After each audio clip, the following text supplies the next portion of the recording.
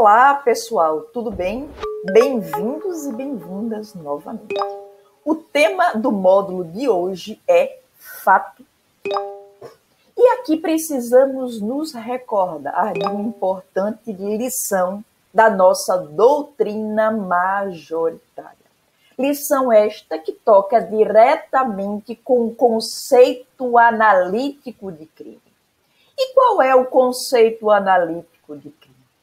Crime pode ser definido como fato típico, antijurídico ou ilícito e culpável. É verdade que existe uma doutrina minoritária que entende que crime apenas se restringe ao fato típico e antijurídico, sendo a culpabilidade um mero pressuposto para a aplicação da pena. Ocorre que, para fins de concurso público, devemos nos apegar à corrente majoritária. Portanto, se lhes perguntarem em prova de concurso qual o conceito analítico de crime, respondam que se trata de fato típico, antijurídico e realizado por agente culpável, o chamado conceito tripartido de crime. Antes de prosseguirmos, é fundamental nos lembrarmos que este conceito demanda que nós, para verificarmos se um determinado fato é ou não criminoso, tenhamos que analisar estas três características. Ocorre que necessariamente precisamos iniciar a nossa análise a partir do fato típico. Sem que haja fato típico, não podemos nós seguirmos para a análise da antijuridicidade ou da culpabilidade. Sendo o fato atípico, se encerra no primeiro elemento do conceito tripartido a nossa verificação. E aí já temos um juízo negativo quanto à existência de crime, ou em sentido amplo, quanto à existência de infração penal.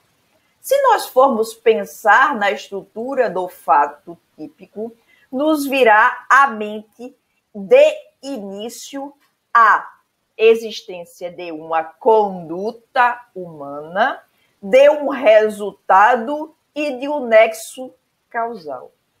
Esta estrutura é correta nos chamados crimes materiais. E o que são crimes materiais? São aqueles que produzem um resultado naturalístico. Resultado naturalístico que pode ser conceituado como uma modificação, uma alteração no mundo exterior perceptível pelos sentidos. Ora, isso nos impõe reconhecer que nem todo crime terá resultado naturalístico. O resultado naturalístico e o nexo de causal naturalístico serão encontrados nos chamados crimes materiais.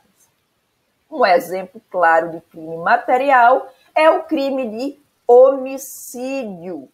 Diz o artigo 121 que há homicídio quando um sujeito mata outro.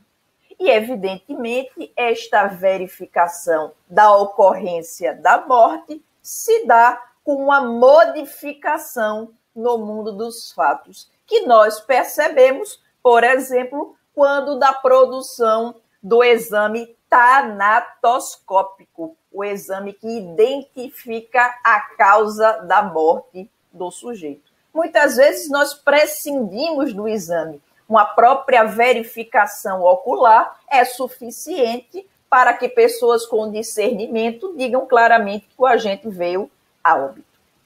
Ocorre que, ao lado desses crimes materiais, de que é exemplo citado o homicídio, nós temos crimes formais ou crimes de mera conduta, nos quais não existe nexo causal naturalístico ou resultado naturalístico. É claro que, nessas situações, nós temos a conduta humana, que deverá ser analisada e valorada conforme o direito. Basta pensar como exemplo de crime formal aquele previsto no artigo 159 do nosso Código Penal, o chamado crime de extorsão mediante sequestro. E qual é a característica fundamental dos crimes formais?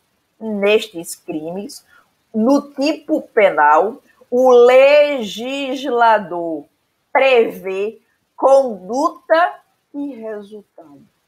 Entretanto, a consumação do crime não depende da produção do resultado, prescinde da produção do resultado. A título de exemplo, o artigo 159 trata, repito, da extorsão mediante sequestro. Sequestrar a pessoa com o fim de obter para si ou para outrem qualquer vantagem como condição ou preço do resgate. Vejam bem, a despeito da existência desta previsão em abstrato, o crime de extorsão mediante sequestro se consuma com o sequestro da pessoa, independentemente da obtenção de qualquer vantagem ilícita decorrente desse sequestro. Assim, temos, desta forma, um crime de natureza formal. Ao lado deste crime formal, também não existe nexo de causalidade naturalístico, nem resultado naturalístico nos crimes de mera conduta. Nos crimes de mera conduta, a descrição típica, a expressão constante do tipo se resume a uma conduta do agente. E a realização desta conduta é suficiente para a consumação delitiva. A título de exemplo de crime de mera conduta, o artigo 150 do nosso Código Penal, que trata da violação de domicílio. Entrar ou permanecer clandestina ou astuciosamente ou contra a vontade expressa ou tácita de quem de direito, em casa alheia ou em suas dependências. Aqui o que nós temos, meus caros e minhas caras, é que a mera conduta do agente é suficiente para a consumação do crime, independente de qualquer resultado naturalístico, repito, de qualquer modificação no mundo exterior. Feitas essas considerações, temos que dizer que o fato típico depende, evidentemente, da existência de um tipo penal. Somente se houver um tipo previamente constante de lei, seja no Código Penal, seja na legislação extravagante, é que nós poderemos dizer que uma determinada conduta é típica, por força do já conhecido princípio da legalidade, que prevê, que obriga a existência prévia de um tipo penal e a cominação prévia de uma pena para que haja a responsabilidade do sujeito. Entendido o fato típico nesta estrutura de conduta nexo-causal e resultado dos crimes naturalísticos, ou melhor, dos crimes materiais, e conduta e tipo penal nos crimes formais e de mera conduta, que prescindem de nexo e resultado naturalístico, nós temos o conjunto que caracteriza o fato típico. Lembrando que também nos crimes materiais é indispensável que a conduta se subsuma a um tipo penal. Logo, necessariamente, em qualquer espécie delitiva, para que haja fato típico, teremos que ter conduta e tipo penal. Assim, faz-se indispensável agora nós analisarmos a conduta. Certamente vocês já ouviram dizer que o direito penal não se dirige, não se volta para incidir naquelas hipóteses em que os resultados são provocados por mera manifestação das forças da natureza. Basta pensar, por exemplo, na causação da morte de alguém por meio de um raio que venha a incidir nas proximidades desta pessoa e levá-la à morte. Por óbvio, nesta conduta nós não podemos pensar, ou melhor, neste caso, nós não podemos pensar sequer em conduta humana valorada pelo direito, mas sim em resultado que advém de causas da própria natureza. Para que haja conduta, nós temos uma conduta humana, e aqui eu vou deixar um asterisco, em razão da existência de responsabilidade penal da pessoa jurídica nos crimes ambientais, nos termos da Lei 9.605 de 98, responsabilidade essa que atinge a pessoa jurídica, que, por óbvio, se manifesta por meio de uma conduta humana. Conduta humana, que é uma ação dirigida a um fim que se manifesta no plano exterior. Ou seja, não bastam os meros sentimentos, a mera ideação da prática criminosa, os meros desagrados ou intenções do plano interno, para que o direito incida, para que o direito penal intervenha para sancionar alguém, é necessário que as ideias eventualmente existentes na mente do sujeito ativo se manifestem na realidade. Claro, feitas essas considerações, precisamos falar um pouco da realização de ações por meio de animais. Ora, não é correto dizer, e aqui eu chamo a atenção de vocês, não é correto dizer que quando o resultado advém de uma causa animal, por exemplo, um cachorro bravo que ataca uma criança ou um adulto em via pública, não é correto dizer que esta conduta não interessa ao direito penal. Isto porque é possível que este animal, nesta hipótese por mim exemplificada, tenha sido açoitado, tenha sido determinado pelo ser humano. E aí, neste caso, em que o ser humano determina o ataque do animal, nós temos que reconhecer que este animal age como um instrumento da ação humana.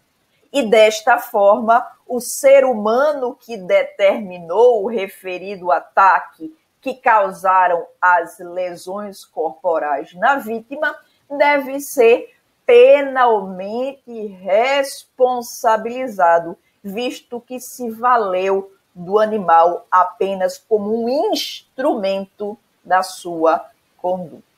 Tá claro? Voltamos já já. Olá, pessoal, tudo bem? Portanto, retomamos nosso estudo acerca do fato típico, primeiro elemento do conceito analítico de crime. Só que para falar de fato típico, evidentemente, nós precisamos falar em conduta humana. Conduta sendo aquela dirigida a um fim. E por que conduta humana é sempre dirigida a um fim? Porque o nosso Código Penal adotou a teoria finalista da ação, desenvolvida por um doutrinador alemão chamado Hans Welser. É dele a célebre frase: a causalidade é cega, a finalidade é evidente. Então, toda a conduta humana é, portanto, dirigida a uma finalidade. Razão pela qual o Código Penal nos diz claramente, e o nosso sistema penal assim informa, a impossibilidade de responsabilização de alguém que não tenha agido com dolo ou com culpa naquelas situações em que se admite o crime culposo. Mas antes da gente passar aos elementos subjetivos do tipo penal, dolo e culpa, nós temos que pensar que existem algumas hipóteses em que sequer podemos dizer da existência de conduta. E aqui, lembremos, a conduta humana não é criada pelo direito penal. Ela existe no mundo dos acontecimentos fáticos, no mundo em que vivemos. O direito penal tem a missão de analisar o acontecimento, a conduta em si, e valorá-la. Bem, então, pensemos, determinadas circunstâncias, determinados acontecimentos podem aparentar uma conduta, mas em realidade exprimem causas de exclusão da conduta. Situações em que eu posso dizer claramente o fato não é típico e, portanto, não é criminoso, porque sequer existe conduta. E que situações são essas?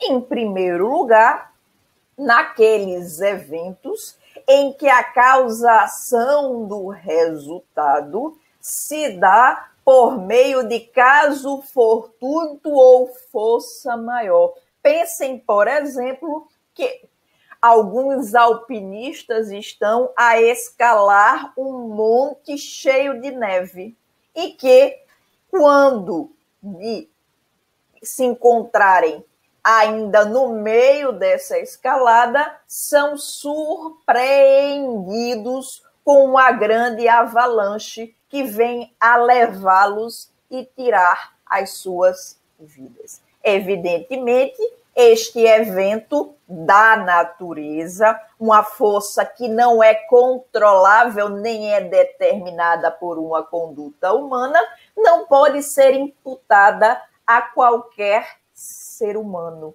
Logo, não podemos falar em conduta para tratarmos da existência ou não de eventual falta. Ou ainda, quando não há uma ação voluntária. Lembrem-se o que eu disse agora há pouco. Conduta humana é necessariamente dirigida a uma finalidade. Quando não há uma ação voluntária, nós não podemos reconhecer a tipicidade. Um exemplo, a inconsciência total. O sujeito está sob hipnose.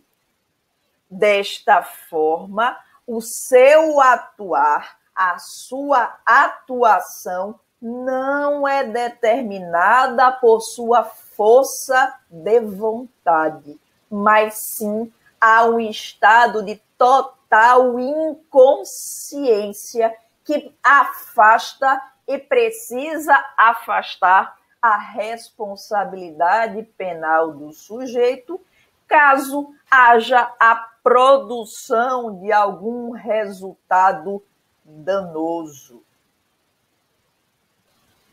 Uma outra hipótese em que há uma ausência de ação voluntária e, portanto, não existe conduta e, consequência, não há fato típico, é na situação dos chamados movimentos reflexos. A exemplo do que temos no chamado reflexo patelar. Basta pensar naquela situação em que o médico, por meio de um instrumento do seu atuar comum, ele vem a dar uma marteladinha na parte lateral do joelho do paciente e, em razão desta provocação, temos um reflexo de levantar a perna. Evidentemente, se deste reflexo resultar algum dano à integridade corporal de outrem ou qualquer outra espécie de dano que se verifique na situação, a responsabilidade penal não pode ser imputada ao sujeito, porque não houve uma ação voluntária, mas um mero reflexo. E ainda a situação da chamada coação física irresistível, ou vis absoluta.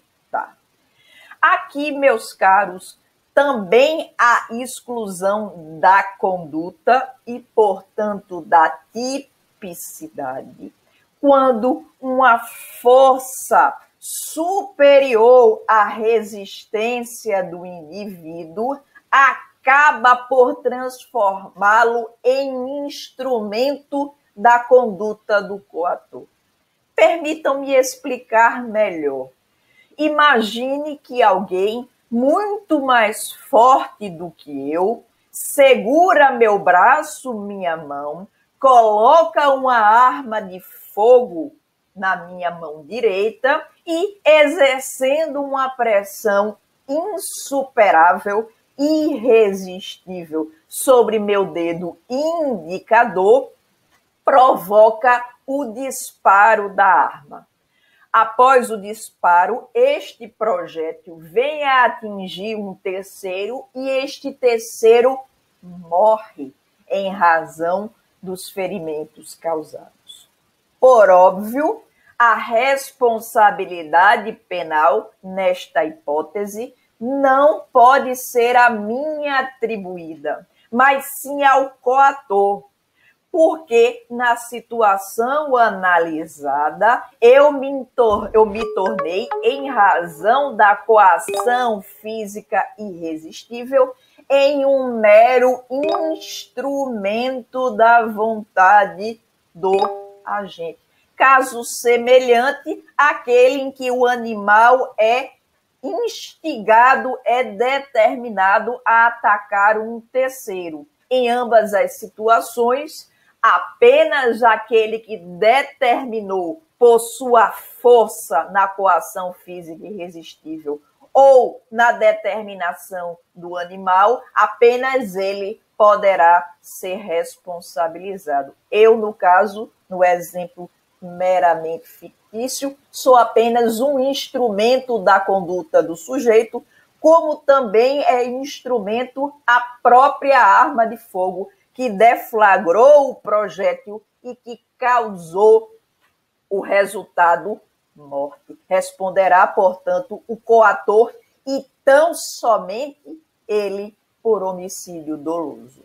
Vejam bem, precisamos advertir que nesta hipótese de coação física irresistível não existe concurso de agentes ou concurso de pessoas, regulado que se encontra nos artigos 29 e seguintes do nosso Código Penal. E por que não há concurso de agentes ou concurso de pessoas? Porque só existe o referido concurso quando existe uma comunhão de ações e desígnios, ou seja, quando os autores, coautores e partícipes têm uma vontade de provocar o resultado, independentemente de haver ou não um prévio ajuste, mas quando há uma adesão de vontades. Aqui, na coação física irresistível, na vis absoluta, não se pode falar em vontade do coagido. Ao contrário, a vontade dele é inexistente. Não há qualquer adesão à vontade do coator. O coagido funciona como um mero instrumento da conduta delituosa. Atenção! Também não podemos confundir a coação física irresistível ou vis absoluta com a coação moral irresistível, também chamada a coação moral irresistível de vis relativa. A coação física irresistível é causa de exclusão da conduta e, portanto, causa de exclusão do próprio fato. Na coação moral irresistível, o que temos é que o coagido, ele age por sua vontade. Porém, esta vontade é viciada. Vício este, em caso de irresistibilidade da coação moral, que leva à causa de exclusão da culpabilidade. Basta pensar num exemplo clássico da coação moral irresistível. O gerente de um banco tem seus familiares sob o poder de agentes que pretendem subtrair, o conteúdo do cofre deste banco. Em razão desta situação, em que se há uma promessa de um mal grave e iminente, o gerente de banco fornece a senha e, em razão da senha fornecida, os agentes delituosos abrem a porta do cofre e retiram a integralidade do numerário ali existente. Vejam como há diferença nas duas situações. Na coação física irresistível, inexiste vontade. O agente coagido é um mero instrumento. Na coação moral irresistível, o agente atua por sua vontade, mas esta vontade é viciada na medida em que existe a promessa de um mal injusto e grave. Portanto, distintas as situações tratadas, distintos também serão os efeitos. Repito, na coação física irresistível, exclui-se a própria conduta, excluindo-se, portanto, o fato típico. Na coação moral irresistível, o fato permanece típico e antijurídico. Entretanto, o coagido não é considerado culpável está excluída a sua culpabilidade, nos termos previstos no artigo 22. Anotem aí, artigo 22 do nosso Código Penal. Tá claro? Espero que vocês tenham compreendido e voltamos já já.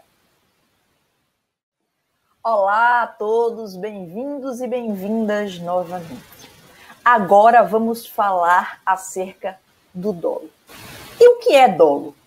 Dolo é a vontade livre e consciente de realizar os elementos descritos no tipo objetivo. E para entendermos melhor esta definição, precisamos partir da ideia de que, associada à ideia de dolo, nós temos a vontade e a consciência. E mais, no tipo, nós temos elementos de natureza objetiva, que são os elementos descritivos e os elementos normativos, e elementos de natureza subjetiva, que são o dolo e, eventualmente, o elemento subjetivo específico. Para adentrarmos com mais segurança no que está sendo tratado, peço a vocês que analisem comigo o disposto no artigo 18, inciso 1 do nosso Código Penal, que diz o seguinte: disse o crime doloso, quando o agente quis o resultado ou assumiu o risco de produzir. Vejam bem, aqui, repito, estamos falando do tipo subjetivo, aspectos subjetivos do tipo penal. Não há no direito penal a possibilidade de responsabilização objetiva. No direito penal, toda responsabilização deverá ser subjetiva, ou seja, exige-se que o sujeito, para responder por uma determinada infração penal, tenha agido para a prática do crime com dolo ou, eventualmente, com culpa, quando a lei assim expressamente o admite. Quando a lei silencia, quando o tipo penal não diz claramente que a conduta pode ser realizada também de forma culposa, entende-se que somente se admite o crime se houver dolo. Portanto, o conceito de dolo nos diz diretamente a existência de dois elementos: o de natureza volitiva, a vontade, e o elemento intelectivo, consciência. Logo, dolo pode ser entendido, repito, como vontade e consciência, ou consciência e vontade, de realizar os elementos descritos no tipo objetivo. Ou seja, realizar os elementos objetivos do tipo, que são os de natureza descritiva e ou normativa. Frente a esta primeira análise, entendido o conceito de dolo, nós podemos avançar para tratar das espécies de dolo. E aqui faremos algumas divisões, algumas classificações, que são aquelas mais cobradas nas provas de concurso. Em primeiro lugar, nós temos o dolo natural ou dolo neutro e o dolo normativo. O dolo natural ou neutro é o dolo adotado pela teoria finalista da ação. Teoria esta, como nós sabemos, que foi aquela adotada pelo nosso Código Penal em sua parte geral. Isso quer dizer que no dolo natural nós não temos qualquer elemento de natureza normativa. Por outro lado, a ideia de dolo normativo é a ideia de dolo que integra a culpabilidade. Ora, o dolo natural, que é aquele que o nosso Código Penal adota, não integra a culpabilidade, mas sim integra o próprio tipo penal, porque se trata do seu elemento subjetivo.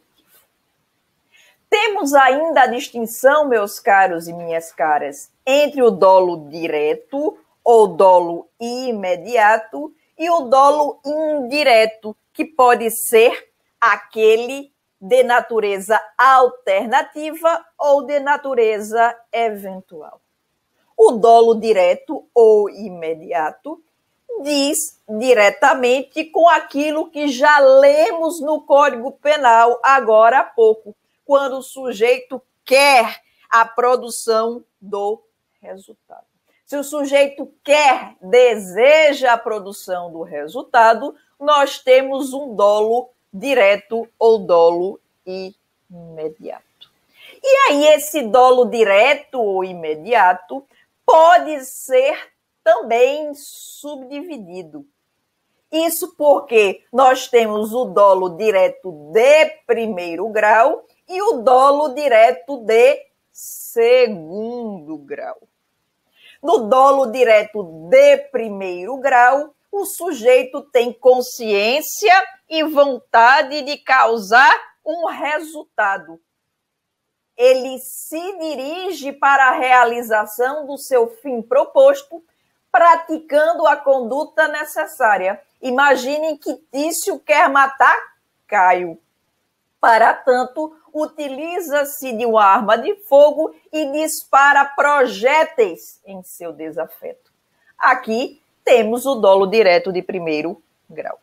Ao lado deste, nós temos o dolo direto de segundo grau, também conhecido como dolo de consequências necessárias. É a chamada previsão de eventuais efeitos colaterais. Imaginem, por exemplo, que um sujeito quer matar outrem que se encontra no interior de uma aeronave. Para tanto, coloca um artefato explosivo neste avião. Evidentemente, com a detonação do referido artefato, não só a pessoa pretendida, mas todas as outras morrem.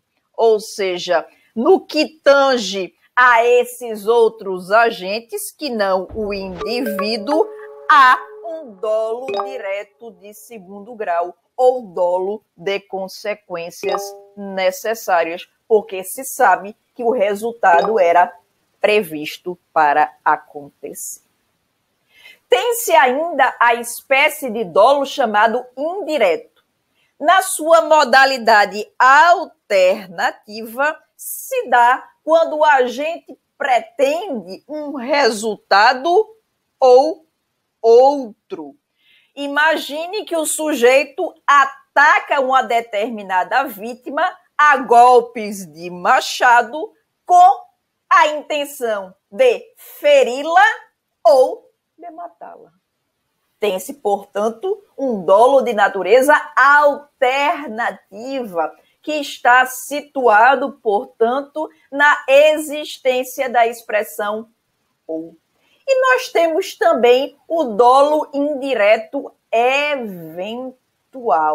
No dolo indireto eventual, a despeito daquilo que já vimos, o sujeito não deseja a produção do resultado, mas assume o risco da sua produção. É o também chamado dolo de consequências possíveis, porque ele prevê que o resultado poderá acontecer e ainda assim realiza a conduta que havia antecipado mentalmente. Imagine, por exemplo, que o sujeito deseja atirar um vaso da sua janela para causar barulho no prédio e verifica que existe uma pessoa nas proximidades de onde o vaso cairia.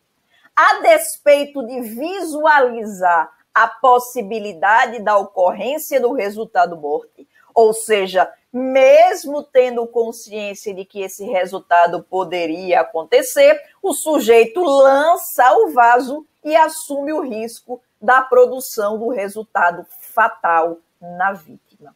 Assim, temos um dolo indireto de natureza eventual ou dolo de consequências possíveis. Por outro lado, nós temos também a possibilidade de realização da conduta de maneira culposa.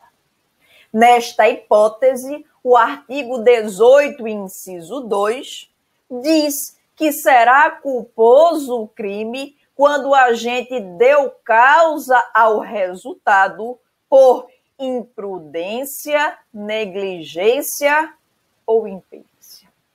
Aqui precisamos bem compreender.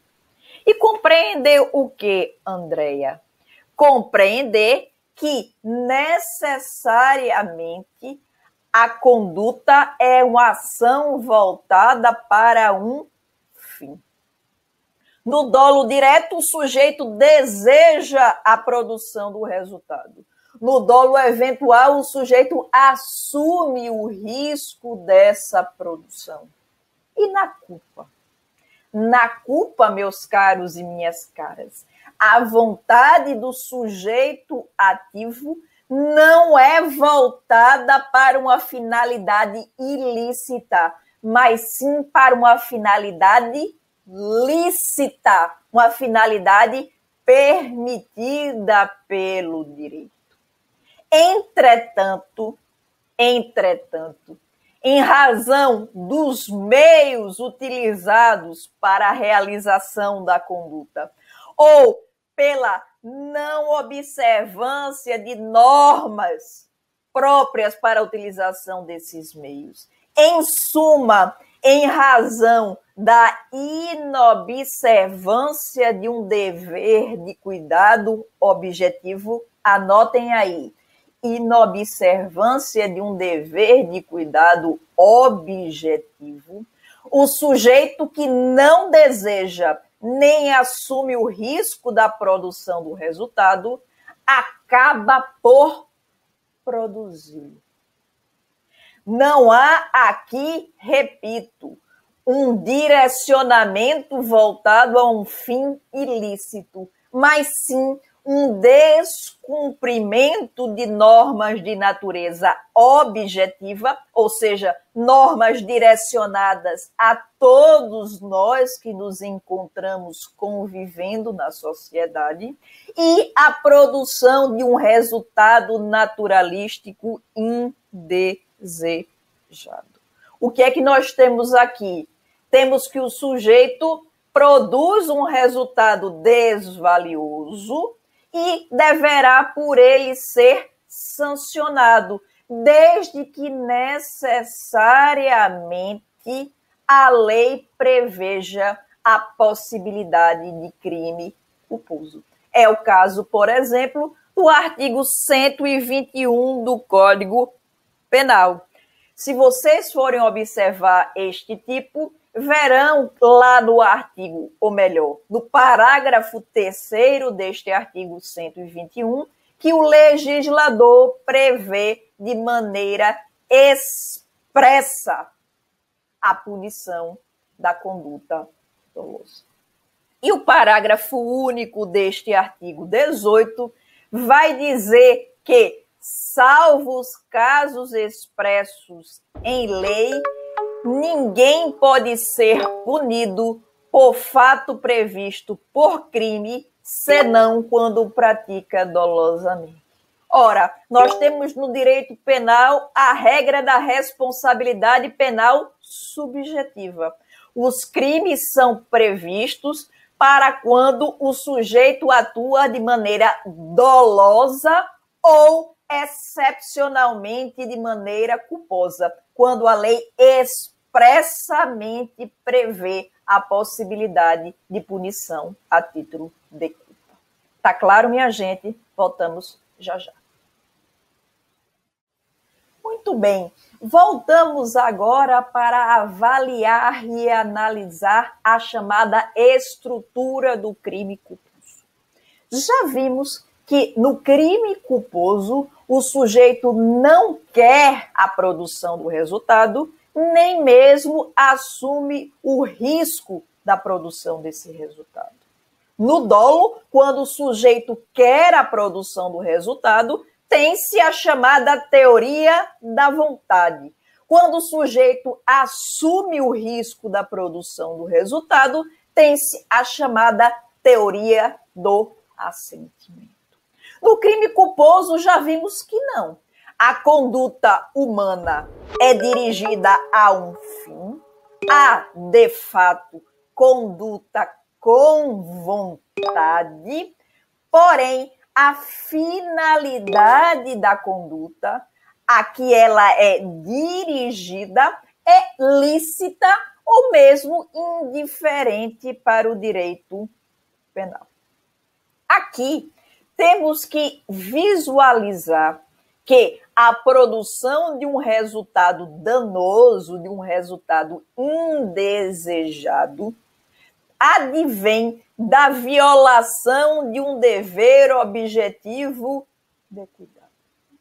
Podemos compreender como dever objetivo de cuidado aquele que é endereçado de maneira indistinta a todos os sujeitos. Não é um dever específico de um sujeito determinado, mas um dever generalizado. Não é um dever subjetivo, mas um dever objetivo. E aqui, se nós voltarmos ao nosso Código Penal, veremos no inciso 2 que há crime culposo quando o agente deu causa ao resultado por imprudência, negligência ou imperícia. Vejam bem, é possível distinguir essas três modalidades de culpa. Entretanto, nada impede que, num caso concreto, nós verifiquemos a combinação delas.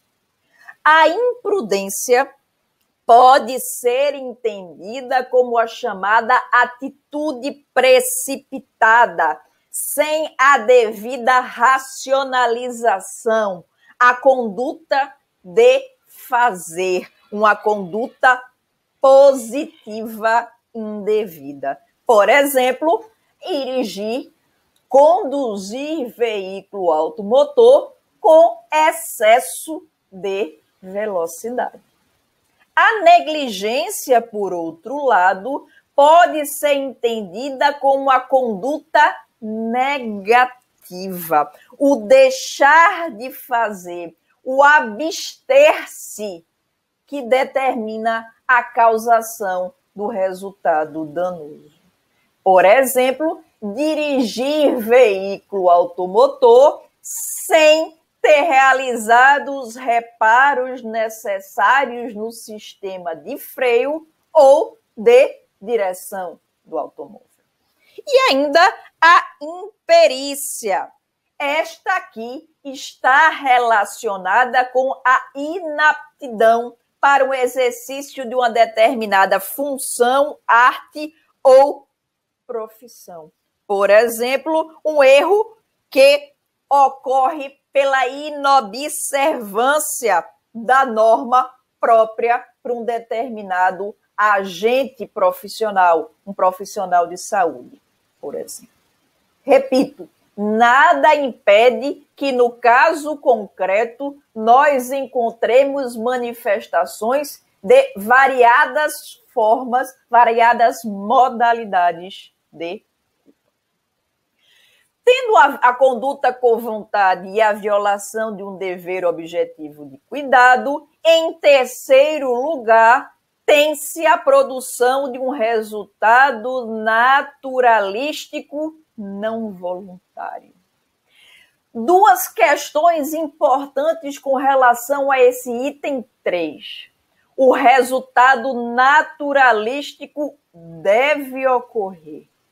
Se não ocorrer resultado naturalístico, não é possível se falar em crime culposo, nem mesmo em tentativa de crime culposo. Não existe tentativa de crime culposo. Ou o resultado naturalístico acontece, e aí nós temos o crime consumado, ou ele não acontece, e aí nós temos uma conduta que está à parte do direito penal. E mais, esse resultado naturalístico é não voluntário. Não há vontade de produzi-lo, nem mesmo se assume o risco da sua produção. Aqui, entretanto, precisamos fazer uma distinção importante entre a chamada culpa inconsciente e a culpa consciente. Na primeira delas, na culpa inconsciente, o agente, quando pratica o resultado, ou melhor, quando pratica a conduta, não antevê, não prevê a produção do resultado. O resultado era previsível objetivamente, porém, não foi previsto pelo agente no caso concreto. Por outro lado, na culpa consciente, repito, consciente, o agente representa a possibilidade da ocorrência do resultado.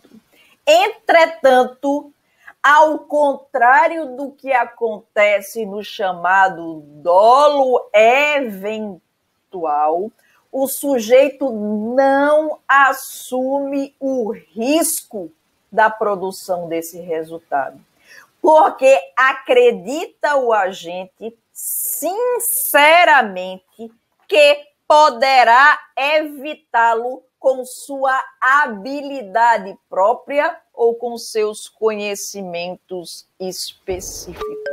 Vejam que aqui estamos num terreno bastante próximo. Culpa consciente e dolo eventual. Em ambas as hipóteses, existe uma previsão de ocorrência do resultado. Ocorre que, no dolo eventual, nos termos da teoria do consentimento, o sujeito assume o risco da sua produção. Haja o que houver, aconteça o que acontecer, eu agirei.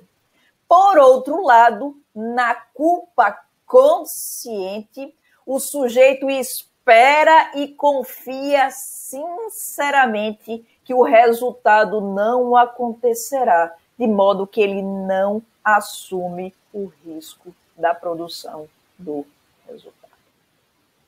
O quarto elemento indispensável para a verificação do crime culposo é o nexo de causalidade, é o liame que liga a conduta ao resultado naturalístico indispensável. O sujeito está dirigindo o veículo em velocidade excessiva e, em razão disso, atropela e causa a morte de um pedestre. Existe um claro nexo de causalidade entre a conduta e o resultado produzido. Em quinto lugar, nós temos a chamada previsibilidade objetiva do resultado. O resultado era previsível do ponto de vista objetivo. Previsibilidade objetiva não se confunde com previsão. Previsão do resultado é o que se tem quando o sujeito que pratica a conduta prevê a possibilidade da sua ocorrência. Previsibilidade objetiva é uma característica própria que não diz respeito diretamente ao elemento subjetivo, ao agente, mas sim é um elemento objetivo, uma verificação de acordo com as regras da experiência de que um determinado fato poderá acontecer. É previsível, de maneira objetiva, que aquele que conduz veículo automotor em velocidade excessiva numa via pública possa vir a, de repente, abalroar, atropelar uma pessoa, causando-lhe a sua morte, causando a morte da vítima. E ainda, para que haja fato típico no crime culposo, é indispensável a adequação típica. Lembremos, a adequação típica é a adequação, a subsunção entre a conduta analisada no caso concreto, o fato, o nexo de causalidade e o resultado, e a descrição em abstrato contida no tipo penal. Se houver um juízo de adequação entre o acontecimento fático e a descrição constante do tipo penal, nós temos a adequação. Bom, já falamos das culpas consciente e inconsciente, sendo a culpa consciente aquela que exige previsão e a culpa inconsciente é aquela sem previsão. Agora falaremos um pouco das culpas própria e imprópria. Culpa própria é aquela comum, ordinária, inconsciente. O agente não quer nem assume o risco da produção do resultado. A culpa imprópria, por outro lado, é aquela que resulta do erro evitável e inexcusável nas discriminantes putativas sobre a situação fática ou de eventual excesso. Vejam o que diz o parágrafo 1º do artigo 20 do nosso Código Penal. Diz o seguinte: é isento de pena quem, por erro plenamente justificado pelas circunstâncias, supõe situação de fato que, se existisse, tornaria a ação legítima. Não há isenção de pena quando o erro deriva de culpa e o fato é punível a título de crime culposo. Então, artigo 20, parágrafo 1º.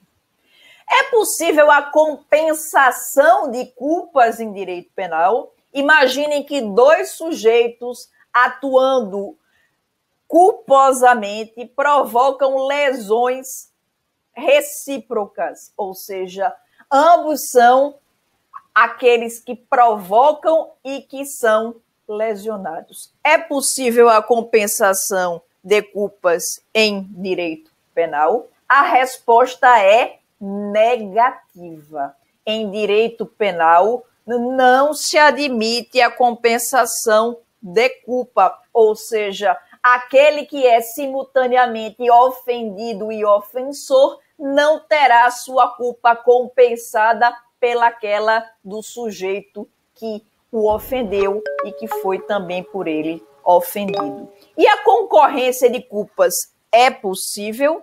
Aí sim, é possível sim que haja concorrência de culpas.